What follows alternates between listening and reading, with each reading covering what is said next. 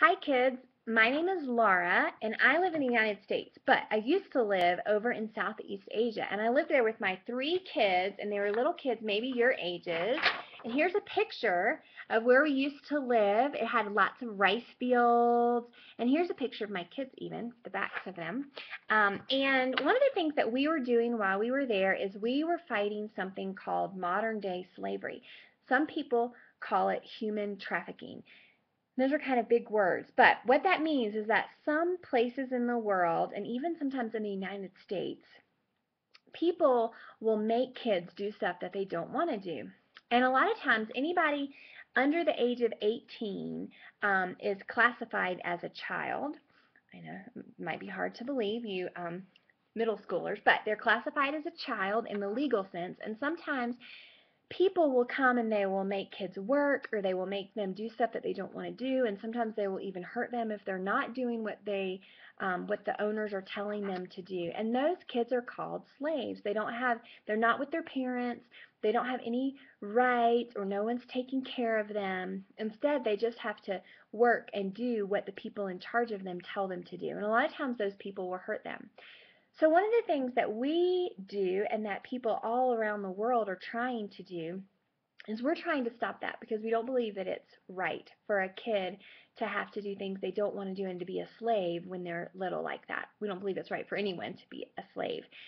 So that is what human trafficking is, or modern day slavery, and it's all over. And there are more slaves today than there are at any other point in human history.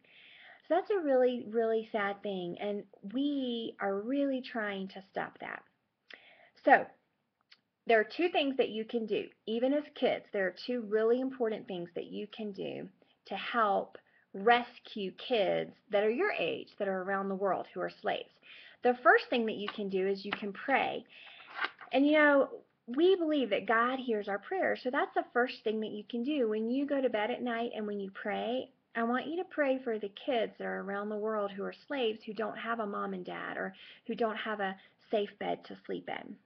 So that's the first thing you can do, is you can pray for child slaves all over the world. And the second thing that you can do, which is really important, is you and your family can try to raise $35. I know that seems like a lot of money. I know for my kids it would probably take about, oh gosh, 6 or 8 months of saving their entire allowance to get that much money. But if you can think creatively with your parents of a fun way to try to raise $35, then what that $35 does is it goes and it pays someone all the way over in Southeast Asia to go and to look for child slaves. Because before we rescue them, we have to find them. So that is one really practical way that you can help. It's called sponsoring an investigator. And your parents can go to TheExodusRoad.com and you can read stories about other kids that were slaves and that were rescued. But maybe you want to sell things, or maybe you want to have a yard sale, or maybe you want to ask people at your church to give, or maybe you want to ask for that as part of your Christmas present. But $35 pays for one adult, like policeman kind of guy, to go and to look for a child slave so that they can free them. So thanks for caring, and thanks for praying for all the kids around the world who don't have their freedom.